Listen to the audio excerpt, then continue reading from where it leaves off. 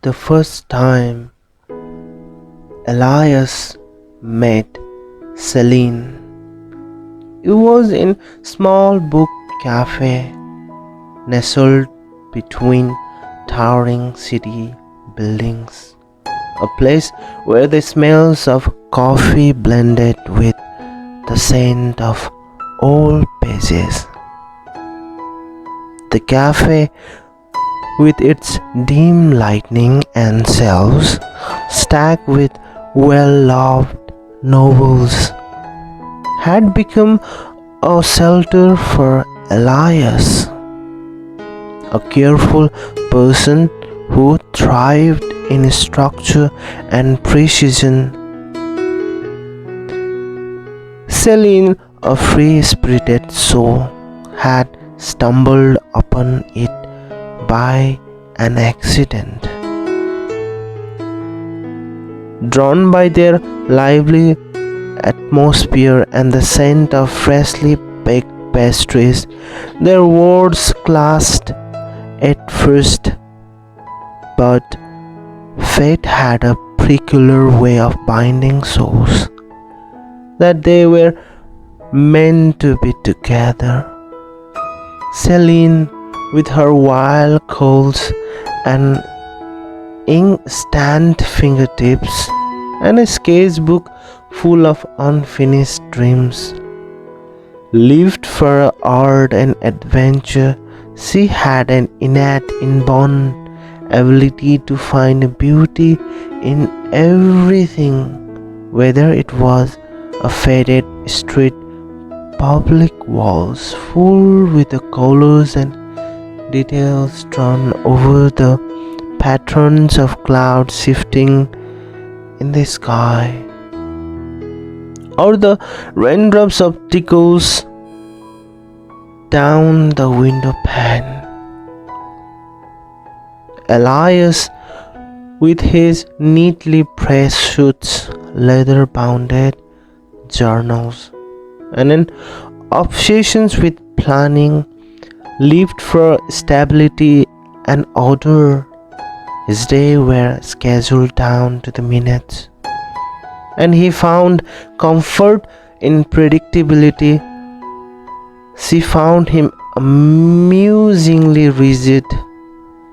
He found her frustratingly impulsive, yet something about her chaotic energy fascinated him, while his unwavering composure gave her a sense of security she had never known before.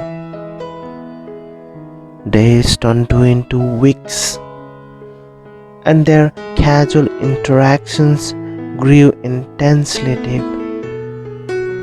They would spend evenings walking under the cities and city lights, talking about life, philosophies, and the constellations that ruled their destinies.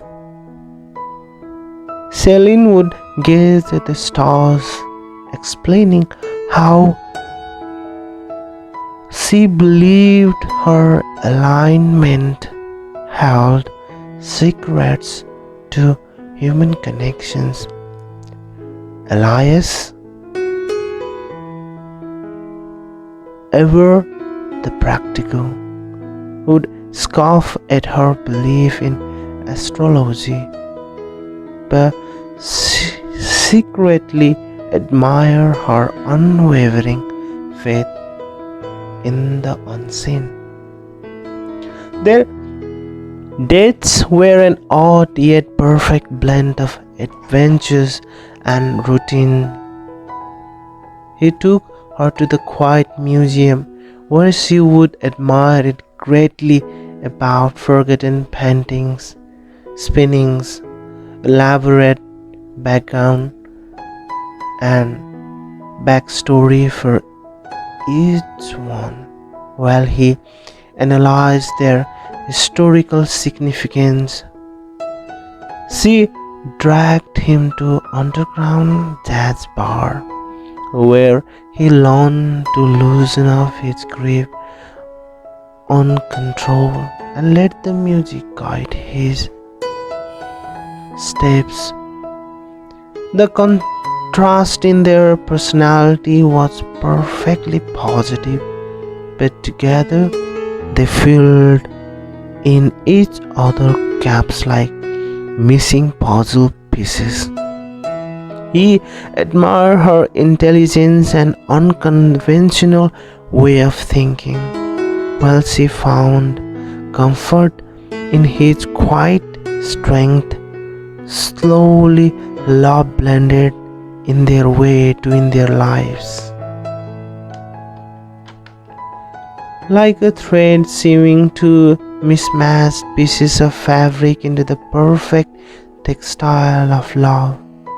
Elias started loosening up, allowing impulsive to flow into his carefully planned days. Celine, in turn, found herself craving the security and depth he offered. Their passion was like burning comet, intense, blazing and consuming. They argued about the trivial things, his needs for the perfections versus her needs for freedom, but always found themselves dragging back to each other, apologizing in whispered kisses and stolen glances.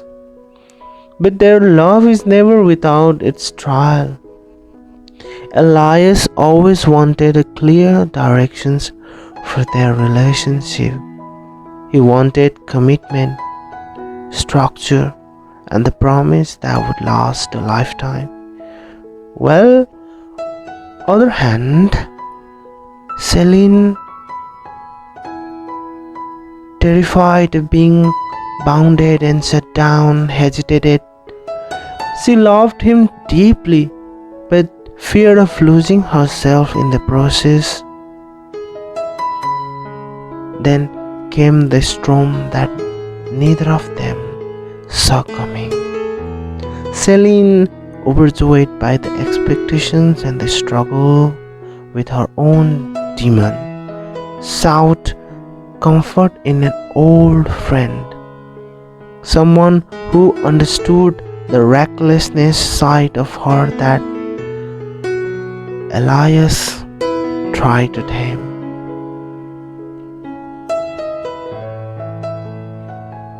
Well, if you really interested in knowing what will happen about the free soul and a person who would like everything under control, stay tuned with the next episode of